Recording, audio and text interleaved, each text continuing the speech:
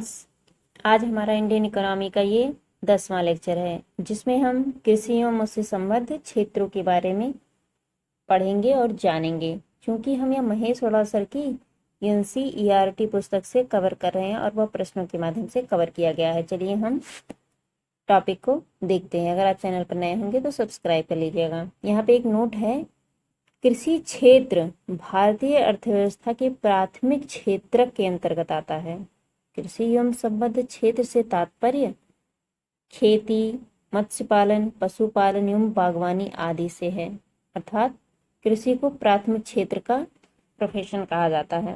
प्राथमिक क्षेत्र में कृषि, मत्स्य पालन, पशुपालन और बागवानी को सम्मिलित करते हैं और यह प्रकृति से सीधा संबद्ध होते हैं प्राथमिक क्षेत्र। आगे यहाँ पे एक प्रश्नों को दिया गया है, भारतीय संविधान में कृषि को किस सूची के अंतर्गत रखा गया है। संविधान में कृषि किस सूची से संबंधित है, तो वह राज्य सूची का विषय है। राज्य सूची, भारतीय संविधान में कुल 12 अनुसूचियां हैं। 12 अनुसूचियों में 7वीं अनुसूची में केंद्र, राज्य और समवर्ती 3 प्रकार की सूचियां दी गई हैं, जिनमें कृषि राज्य सूची का विषय है। राज्य सूची पर कानून राज्य सरकार बनाता है, केंद्र सूची पर कानून केंद्र सरकार बनाता है और समवर्ती सूची पर कानून केंद्र और राज्य दोनों बनाते हैं। लेकिन अगर कोई विवाद होता है समवर्ती सूची के कानून पर तो केंद्रीय कानून मान्य होगा।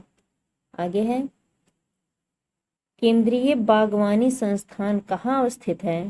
केंद्रीय बागवानी संस्थान नागालैंड में है। केंद्रीय बागवानी संस्थान नागालैंड में है। आगे है, कृषि मूल्य आयोग की स्थापना किसकी अध्यक्षता में की गई थी। कृषि मूल्य आयोग की स्थापना प्रोफेसर ML दंतवाला की अध्यक्षता में स्थापित की गई थी। कृषि मूल्य आयोग की स्थापना प्रोफेसर ML दंतवाला के अध्यक्षता में की गई थी। आगे है, कृषि मूल्य आयोग का नाम परिवर्तित करके कृषि लागत और मूल्य आयोग CACP कब रखा गया। कृषि मूल्य आयोग का नाम परिवर्तित करके कृषि लागत और मूल्य आयोग या CACP वर्ष 1985 में रखा गया। 85 में राजीव गांधी थे। आगे है, कृषि मूल्य आयोग की स्थापना किस वर्ष की गई थी। कृषि मूल्य आयोग की स्थापना वर्ष 1965 में प्रोफेसर ML दंतवाला की अध्यक्षता में की गई थी और इसका नाम बदलकर 1985 में CACP कर दिया गया। तो पूरा प्रोसेस समझिएगा। 1965 में एक कृषि मूल्य आयोग की स्थापना की गई, 1985 में इसका नाम बदलकर CACP कर दिया गया और जब इसकी स्थापना 1965 में हुई तो वह अध्यक्षता प्रोफेसर ML दंतवाला ने किया था। आगे है, कृषि लागत एवं मूल्य आयोग का मुख्यालय कहाँ है। कृषि लागत एवं मूल्य का आयोग का मुख्यालय नई दिल्ली में है। CACP का मुख्यालय नई दिल्ली में है। आगे है, भारत में एग्रो इकोलॉजिकल जोन्स की कुल कितनी संख्या है। भारत में एग्रो इकोलॉजिकल जोन 20 हैं। भारत में एग्रो इकोलॉजिकल जोन 20 हैं। आगे है, भारत के सकल मूल्य वर्धन में कृषि एवं उससे संबंधित क्षेत्र का अंश कितना प्रतिशत है। भारत में सकल मूल्य वर्धन में कृषि एवं उससे संबंधित क्षेत्र का अंश 20.2% वर्ष 2020-21 में रखा गया। GVA में कृषि एवं उससे संबंधित क्षेत्र का अंश 2020-21 में GVA में 20.2% था। आगे है, भारत के कृषि साख के संस्थागत स्रोत का घटता हुआ क्रम क्या है। इसकी बात हो रही है कि भारत में जो कृषि साख है उसका संस्थागत स्रोत का घटता हुआ क्रम है कि वाणिज्यिक बैंक, सरकारी बैंक और क्षेत्रीय ग्रामीण बैंक। अर्थात सबसे कम क्षेत्रीय ग्रामीण बैंक में दिया जाता है कृषि साख में, फिर सहकारी बैंकों और फिर वाणिज्यिक बैंकों में। तो सबसे कम पूंजीगत स्रोत वाणिज्यिक बैंक देते हैं और सबसे अधिक कहीं ना कहीं क्षेत्रीय ग्रामीण बैंक कृषि साख के लिए देते हैं। आगे है, कृषि लागत एवं मूल्य आयोग CACP, बार बार इसकी चर्चा हो रही है तो हम इसका अब CACP कहेंगे तो आप जान जाइएगा, जिसकी स्थापना 1965 में कृषि मूल्य आयोग के रूप में की गई थी और 1985 में नाम बदलकर CACP कर दिया गया। तो बात की गई है कि CACP द्वारा न्यूनतम समर्थन मूल्य, जिसे हम MSP कहते हैं, MSP की संस्तुति वर्ष में कितनी बार की जाती है? MSP की संस्तुति 2 बार की जाती है, एक बार खरीफ की फसल में, एक बार रबी की फसल में। तो याद रखिएगा कि MSP कौन निर्धारित करता है? CACP। आगे है, राष्ट्रीय स्तर पर कृषि विपणन सहकारिताओं का शीर्ष संगठन कौन सा है? राष्ट्रीय स्तर पर कृषि विपणन सहकारिताओं का शीर्ष संगठन नेफेड है। नेफेड कृषि विपणन सहकारिताओं का सबसे शीर्ष संस्थान है। आगे है, भारत में कृषि श्रम शक्ति को प्रत्यक्ष रोजगार प्रदान करता है। किसकी बात हो रही है? भारत में कृषि श्रम शक्ति को प्रत्यक्ष रूप से लगभग 60% रोजगार कृषि प्रदान करता है। यहाँ पे 2020-21 के आंकड़े दिए गए थे। यहाँ पे एक आंकड़ा दिया गया है कि बजट 2022-23 में सरकार ने संपूर्ण वित्त वर्ष हेतु कुल कृषि साख वितरण का लक्ष्य 18 लाख करोड़ निर्धारित किया है। और श्रम शक्ति अर्थात जो कहीं ना कहीं कृषि में लगे लोग हैं वो 60% हैं, जो प्रत्यक्ष या अप्रत्यक्ष रूप से सम्मिलित हैं। आगे यहाँ पे एक नोट है कि UNDP ने प्रोफेसर MS स्वामीनाथन को आर्थिक पारिस्थितिकी का पिता, फादर ऑफ इकोनॉमिक इकोलॉजी कहा है। तो इस UNDP के द्वारा ऐसी संज्ञा प्रोफेसर MS स्वामीनाथन को दी गई है, जो कि भारत में हरित क्रांति के जनक माने जाते हैं। आगे है, राष्ट्रीय कृषि अनुसंधान संस्थान प्रबंधन अकादमी, राष्ट्रीय कृषि अनुसंधान प्रबंधन अकादमी, जिसे हम नार्म कहते हैं, national academy of agricultural research management, कहाँ स्थित है? भारत में राष्ट्रीय कृषि अनुसंधान प्रबंधन अकादमी हैदराबाद में स्थित है। आगे है, यहाँ पे एक नोट है कि राष्ट्रीय खाद्य सुरक्षा मिशन के अंतर्गत चावल, गेहूं, दलहन, मोटे अनाज और वाणिज्य फसलें सम्मिलित की जाती हैं। इन्हीं पर MSP लगाया जाता है। आगे है, राष्ट्रीय भूमि अभिलेख आधुनिकीकरण कार्यक्रम कब प्रारंभ किया गया था? राष्ट्रीय भूमि अभिलेख आधुनिकीकरण कार्यक्रम वर्ष 2008 में प्रारंभ किया गया था। आगे है, 1 हेक्टेयर से कम कृषि भूमि कहलाता है। 1 हेक्टेयर से कम कृषि भूमि को सीमांत जोत कहते हैं। 1 हेक्टेयर से 2 हेक्टेयर को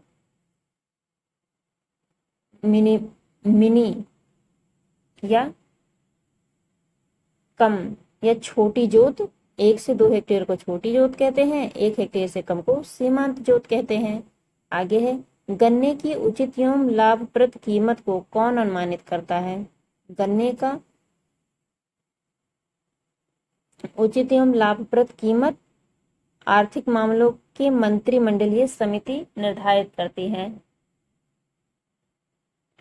जैसे हमने देखा MSP कौन निर्धारित करता है? CACP। उसी तरीके से गन्ने के लिए जो कीमत है वह आर्थिक मामलों की मंत्रिमंडलीय समिति निर्धारित करती है। आगे यहाँ पे एक नोट है कि भारत में विश्व कृषि संगणना कार्यक्रम के अंतर्गत प्रथम कृषि संगणना फर्स्ट एग्रीकल्चर सेंसस वर्ष 1970 में की गई थी। तत्पश्चात प्रत्येक 5 वर्ष के अंतराल पर 3 चरणों में कृषि संगणना संपन्न कराई जा रही है। आगे है,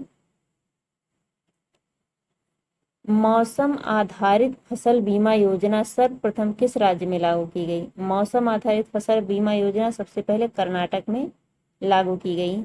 आगे है, राष्ट्रीय प्रतिदर्श सर्वेक्षण कार्यालय के, जिसे हम नेशनल सैंपल सर्वे ऑफिस या शॉर्ट फॉर्म में NSSO कहते हैं, उसमें कहा गया है कि राष्ट्रीय प्रतिदर्श सर्वेक्षण कार्यालय के वर्ष 2019 के आंकड़ों के अनुसार ग्रामीण परिवारों में कृषि में विनियोजित परिवारों का प्रतिशत कितना है? कृषि में विनियोजित परिवार 2019 के आंकड़ों के अनुसार 57.8% हैं। आगे है, राष्ट्रीय कृषि तकनीकी परियोजना का पोषण भारत में किस अंतर्राष्ट्रीय वित्त प्रदायी अभिकरण के द्वारा होता है? भारत में राष्ट्रीय कृषि तकनीकी परियोजना का पोषण भारत में विश्व बैंक के द्वारा होता है। विश्व बैंक भारत में कृषि तकनीकी परियोजना में योगदान देता है। आगे है, भारत सरकार ने किस लिए कीमत स्थिरीकरण कोष प्राइस स्टेबलाइजेशन फंड कीमत स्थिरीकरण कोष की स्थापना का निर्णय लिया है? भारत सरकार ने चाय, कॉफी, रबर, तंबाकू की कीमतों को स्थिर रखने का निर्णय लिया है। आगे है, राष्ट्रीय खाद्य सुरक्षा मिशन किस वर्ष प्रारंभ किया गया? राष्ट्रीय खाद्य सुरक्षा मिशन 2007-8 में प्रारंभ किया गया। तो ये फैक्ट है, आप इसको याद रखिएगा, कई बार प्रश्न आया है। आगे है, यहाँ पे एक नोट है कि कृषि लागत और कीमत आयोग CACP वर्तमान में MSP, जिसे हम न्यूनतम समर्थन मूल्य के अंतर्गत कुल 22 कुल 23 फसलों पर मूल्य की घोषणा करता है। 7 अनाज, 5 दलहन, 7 तिलहन और 4 वाणिज्यिक फसलें इसमें शामिल होती हैं। आगे है,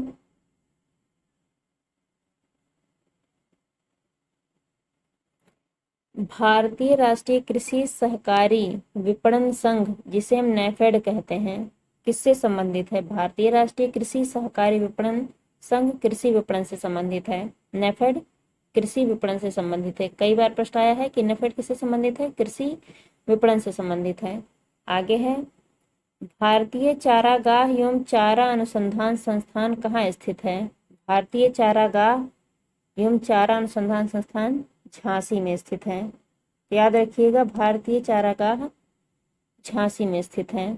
आगे है, सरकार खाद्य पदार्थों का क्रय किस मूल्य पर करती है? सरकार खाद्य पदार्थों का क्रय अधिप्राप्ति मूल्य पर करती है। बहुत इंपॉर्टेंट है, आप इसको याद रखिएगा कि भारत सरकार खाद्य पदार्थों के मूल्य का क्रय अधिप्राप्ति मूल्य पर करती है, जो कि बहुत महत्वपूर्ण है। आगे है, कृषि क्षेत्र में सर्वाधिक वृद्धि दर किस पंचवर्षीय योजना में हुई थी? किसकी बात यहाँ पे पंचवर्षीय योजना की चर्चा की गई है। किस वर्ष सबसे अधिक लाभ हुआ था? तो वो है 8वीं पंचवर्षीय योजना में सबसे अधिक लाभ हुआ था। तो याद रखिएगा कि 8वीं पंचवर्षीय योजना में कृषि क्षेत्र में सर्वाधिक वृद्धि दर्ज की गई थी। आगे है, खाद्यान्न की अधिप्राप्ति, वितरण और भंडारण करने वाली नोडल एजेंसी कौन है? खाद्यान्न की अधिप्राप्ति, वितरण और भंडारण करने वाली भारतीय खाद्य निगम FCI है। आगे है, उत्तर प्रदेश कृषि अनुसंधान परिषद कहाँ स्थित है? उत्तर प्रदेश कृषि अनुसंधान परिषद लखनऊ में स्थित है। यहाँ पे एक नोट है कि प्रथम विश्व खाद्य पुरस्कार वर्ष 1987 में भारत के कृषि वैज्ञानिक, हरित क्रांति के जनक प्रोफेसर MS स्वामीनाथन को प्रदान किया गया था। MS स्वामीनाथन भारत में कृषि या हरित क्रांति के जनक माने जाते हैं। आगे है, भूमि विकास बैंकों द्वारा प्रदान किए जाने वाले कृषि ऋण की प्रकृति क्या होती है? भूमि विकास बैंकों द्वारा प्रदान की जाने वाली कृषि ऋण की प्रकृति दीर्घकालिक होती है। लॉन्ग टर्म लोन दिए जाते हैं कृषि क्षेत्रों में विकास भूमि के द्वारा। आगे है, भारत में फसलों की बुआई के अंतर्गत शुद्ध क्षेत्रफल लगभग कितना है? अर्थात फसल बोने का कुल शुद्ध क्षेत्रफल 14.01 करोड़ हेक्टेयर फसलों के अंतर्गत क्षेत्रफल के अंतर्गत फसलें भारत में बोई जाती हैं। तो भारत में जो शुद्ध बुआई क्षेत्र है वो 14.01 करोड़ हेक्टेयर है। आगे है, भारत की औसत फसल गहनता, एवरेज क्रॉप इंटेंसिटी लगभग कितनी है? 142, जबकि हमने पढ़ा था बिहार में 144 है। भारत में एवरेज 142 है और राज्य में भारत का एवरेज है ये। आगे है, भारत सरकार ने किसानों की आय कब तक दोगुनी करने का लक्ष्य रखा है? भारत सरकार ने किसानों की आय वर्ष 2022 तक दोगुनी करने का लक्ष्य रखा है। ये तो सरकार की एक लक्ष्य है, इसको याद रख लीजिएगा। आगे है, अब बढ़ाकर 24 कर दिया गया है। यहाँ पे है, हैंड बुक ऑफ एग्रीकल्चर किसके द्वारा प्रकाशित की जाती है? हैंड बुक ऑफ एग्रीकल्चर भारतीय कृषि अनुसंधान परिषद के द्वारा प्रकाशित की जाती है। हैंड बुक ऑफ एग्रीकल्चर भारतीय कृषि अनुसंधान परिषद के द्वारा प्रसारित की जाती है या प्रकाशित की जाती है। आगे है, भारत सरकार के कृषि एवं सहकारिता विभाग के द्वारा रेन फेड एरिया डेवलपमेंट कार्यक्रम कब प्रारंभ किया गया था? किसकी बात हो रही है? रेन फेड एरिया डेवलपमेंट कार्यक्रम कृषि एवं सहकारिता विभाग के द्वारा शुरू किया गया था 2011-12 में। रेनफेड एरिया डेवलपमेंट कार्यक्रम कि जहां वर्षा या बाढ़ से अधिक क्षेत्र प्रभावित होते हैं वहां के प्रबंधन के लिए या उनके विकास के लिए 2011-12 में कृषि एवं सहकारिता विभाग बनाया गया था जो इसकी सहायता करता था। आगे यहाँ पे एक नोट है कि जनसंख्या का दबाव, प्रच्छन्न बेरोजगारी तथा भूजोत का छोटा आकार भारतीय कृषि की निम्न उत्पादकता का मुख्य कारण है। भारत में कृषि उत्पादकता निम्न है। उत्पादन अधिक है लेकिन एक इतने क्षेत्र में जितना अधिक उत्पादन होना चाहिए उतना नहीं है, तो इसमें उससे ही उत्पादकता कहते हैं कि 5 कुंटल होना चाहिए तो 2 ही कुंटल हो रहा है, तो कहीं ना इसकी उत्पादकता कम है। तो बताया रहा है कि जनसंख्या का दबाव, प्रच्छन्न या छिपी बेरोजगारी तथा भूजोत का छोटा आकार, ये तीनों कृषि की उत्पादकता को कम करते हैं। आगे है, केंद्रीय खाद्य तकनीकी अनुसंधान संस्थान कहाँ स्थित है? केंद्रीय खाद्य तकनीकी अनुसंधान संस्थान मैसूर में अवस्थित है। मैसूर कर्नाटक में है। आगे यहाँ पे एक नोट है कि प्रथम पंचवर्षीय योजना में लक्षित कृषि वृद्धि दर 2.1 थी, किंतु वस्तुतः यह लक्ष्य से अधिक 2.71 प्राप्त हुई। लक्ष्य 2.1 रखा गया लेकिन प्राप्त 2.71 हुआ, तो कहीं ना कहीं लक्ष्य से काफी आगे था। आगे है, यहाँ पे एक नोट है कि कृषि उत्पादन में लकड़ी के हलों के स्थान पर लोहे के हलों का प्रयोग पूंजी बढ़ाने वाले प्रौद्योगिकी प्रगति का उदाहरण है। ये तकनीकी उपलब्धि से कह सकते हैं कि पहले हम लकड़ी के हल का प्रयोग करते थे, फिर उस लकड़ी के हल में हमने लोहे का हल लगा दिया। तो ये पूंजी बढ़ाने वाली प्रौद्योगिकी की प्रगति का सूचक है। आगे है, राष्ट्रीय विशेष कृषि उपज योजना का मुख्य रूप से किससे संबंधित है? राष्ट्रीय विशेष कृषि उपज योजना मुख्य रूप से निर्यात योग्य कृषि उत्पाद से संबंधित है। तो आप इसको याद रखिएगा कि राष्ट्रीय विशेष कृषि उपज योजना निर्यात योग्य कृषि उत्पाद से संबंधित है। आगे है, किस निजी क्षेत्र के बैंक ने किसानों के लिए ई किसान धन ऐप प्रारंभ किया गया? ई किसान धन ऐप HDFC बैंक के द्वारा शुरू किया गया था। HDFC बैंक के द्वारा ई किसान धन ऐप प्रारंभ किया गया था जो कि निजी क्षेत्र का एक बैंक है। आगे है, एशिया का पहला मेगा फूड पार्क कहाँ है? एशिया का पहला मेगा फूड पार्क रांची में है, गेतल सूद में। एशिया का पहला फूड पार्क है। अब यहाँ पे दिया गया है कुछ प्रमुख कृषि संस्थान दिए गए हैं और उनके स्थान दिए गए हैं, इनके हेड ऑफिस कहाँ है। जैसे ये बहुत महत्वपूर्ण है, इसको याद रखिएगा। यहाँ पे है, राष्ट्रीय मत्स्य उद्योग विकास बोर्ड का स्थान कहाँ, हेड ऑफिस कहाँ? हैदराबाद में है। अर्थात देखिएगा, राष्ट्रीय मत्स्य उद्योग विकास बोर्ड हैदराबाद में है। राष्ट्रीय चावल शोध संस्थान कटक में है। भारतीय डेयरी निगम एवं राष्ट्रीय डेयरी विकास बोर्ड आनंद में है। भारतीय डेयरी अनुसंधान संस्थान करनाल में है। करनाल कहाँ, हरियाणा में है। भारतीय गन्ना प्रजनन संस्थान कोयम्बटूर में है। केंद्रीय कॉफी अनुसंधान संस्थान कुर्ग में है। कॉफी अनुसंधान केंद्र चिकमंगलुरु में है। जूट कृषि अनुसंधान संस्थान बैरकपुर में है।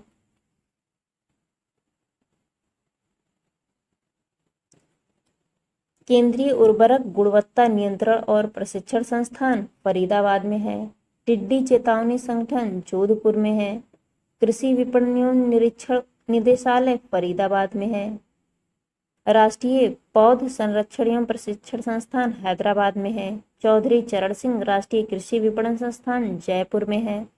केंद्रीय चारा बीज उत्पाद फार्म चारा एवं बीज उत्पाद फर्म हैसर घट्टा में है।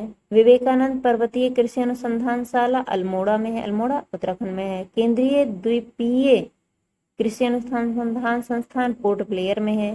केंद्रीय द्वीपीय कृषि अनुसंधान द्वीपों का कृषि अनुसंधान संस्थान पोर्ट ब्लेयर में है। लघु किसान कृषि व्यापार संघ नई दिल्ली में है। राष्ट्रीय जैव उर्वरक विकास केंद्र गाजियाबाद में है। आगे है